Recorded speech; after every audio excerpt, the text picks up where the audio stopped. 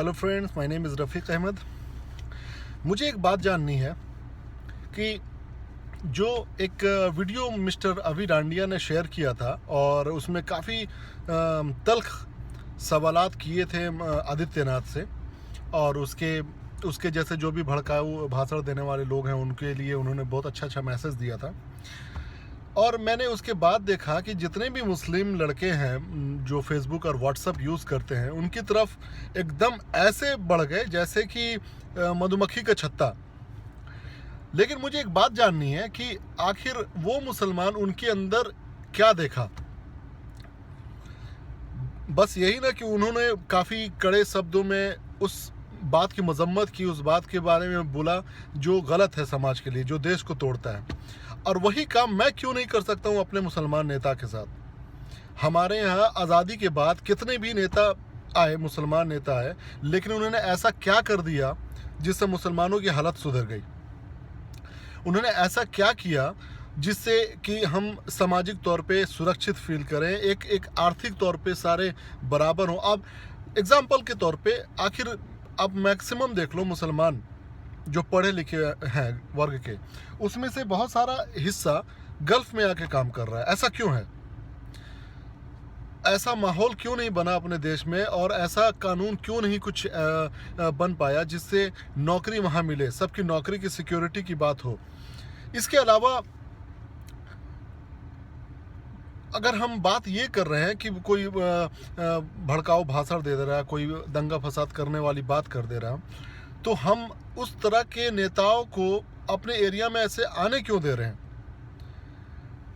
ऐसे नेता जो चाहे वो कोई हो, आदित्यनाथ हो या ओवैसी हो या कोई भी हो, मेरा कहने का मतलब है अगर एक जो चीज़ जो गलत है किसी एक के लिए, वो दूसरे के लिए सही कैसे हो सकता है? अगर आदित्यनाथ अगर कोई गाली गलौज कर रहा है, किसी एक कम्युनिटी को गाली दे रहा है, और वही काम अगर कोई दूसरे कम्युनिटी जिसे हम पसंद करते हैं और वो करे, तो वो सही कैसे हो गया? ये डबल स्टैंडर्ड हर किसी को ख़त्म करनी होगी, वो चाहे हिंदू हो या मुस्लिम हो या सिख हो या ईसाई हो। जिस दिन ये डबल स्टैंडर्ड ख़त्म हो गया, सबके माइंड में ये बात आ गई कि नहीं अब लोग जाग गए हैं और उनसे सवाल किया जा रहा है कि आपने मेरे बच्चे के फ्यूचर के लिए क्या किया, आपने समाज को एक सही दिशा में ले जाने के लिए क्या किया, आपने डेवलपमेंट के लिए क्या किया। जिस दिन ये सवालात होने लगेंगे उन नेताओं से, यकीन मानिए सब कुछ ठीक हो जाएगा। और इसके अलावा मैं स्पेशली उस मुस्लिम नेताओं के बारे में बात करूंगा जो मुस्लिम समाज के रिप्रेजेंटेटिव हैं, जो खुद को इस सो कॉल्ड रिप्रेजेंटेटिव हैं, जो खुद को ये कहलवाते हैं कि मैं मुसलमान का चेहरा हूँ, फेस हूँ। मेरा कहने का मतलब है आप किस तरीके के फेस हैं, आपने क्या ऐसा कर दिया उनके लिए। एक छोटा सा एग्जांपल मैं दूंगा। मिस्टर गुलाम नबी आज़ाद, उनका नाम सब लोगों ने सुना होगा। कांग्रेस के चाहे वो नेता खुर्शीद साहब, या बीजेपी के नेता मुख्तार अब्बास नकवी, शहनवाज हुसैन, इन लोगों ने ऐसा, अच्छा एक और नेता है जो हैदराबाद से, जो ओवैसी ब्रदर्स, उनकी तो मैं बात ही नहीं कर रहा क्योंकि वो लोग अभी इस लायक नहीं हुए हैं कि किसी का भला या बुरा कर दें। वो लोग बस हल्ला कर सकते हैं, इसके अलावा कुछ नहीं। ठीक है, तो ये नेताओं से क्यों नहीं आप लोग पूछते कि आपने मुसलमान के रिप्रेजेंटेशन में ऐसा क्या पेश कर दिया, ऐसा क्या समाज में आपने बदलाव ला दिया जिससे कि सब लोग चैन सोकर मुसलमान की हालत सुधरी हो। मैं आज भी बहुत सारे ऐसे मुस्लिम एरिया का दिखा दूंगा जहां म्यूनिसिपैलिटी जाकर सफाई का काम नहीं करती है, और हर एक मुस्लिम एरिया में 10-15 मुसलमान नेता होंगे जो सिर्फ आपस में बहस, लड़ाई झगड़ा और इधर उधर की बात कर सकते हैं, उसके अलावा कुछ नहीं कर सकते। लेकिन एक म्यूनिसिपैलिटी को ठीक नहीं कर सकते। आपके सड़क नाला नहीं बन सकता, सड़क नहीं बन सकती, तो सोच लीजिए कहाँ की औकात की मैं बात कर रहा हूँ मैं। तो फिर तो इंडिया लेवल पर और वर्ल्ड लेवल पर आने में तो बहुत बहुत टाइम लगेगा।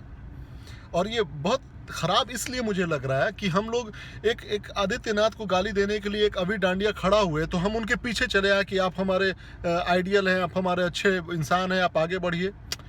अब यही सवाल मैं उन लोगों से करूँगा जो जो नेता मुस्लिम नेता है और वो इस तरह का हेट स्पीच देता है या बदमाशी वाली बात करता है। उस एरिया में हिंदू नहीं रहते, आप उनके लिए सवाल किए कभी? क्यों नहीं करते? आखिर वो भी तो इंसान है। और उनके ऊपर क्या फील होता होगा, चाहे वो 1 हो या 100 हो। और याद रखिए इस बात को कि अगर मुसलमान की मैं बात कर रहा हूँ तो इस्लाम में है कि अगर आप किसी भी इंसान को नाहक परेशान नहीं कर सकते, चाहे वो 1 हो या 100 हो या 1000 हो या लाखों हो।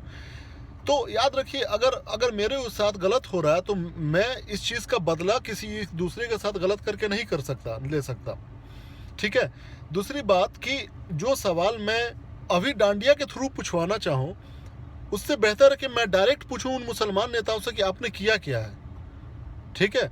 अगर जिस दिन ये चीज़ मैं करने लग गया तो यकीन मानो कि सब कुछ चेंज हो जाएगा।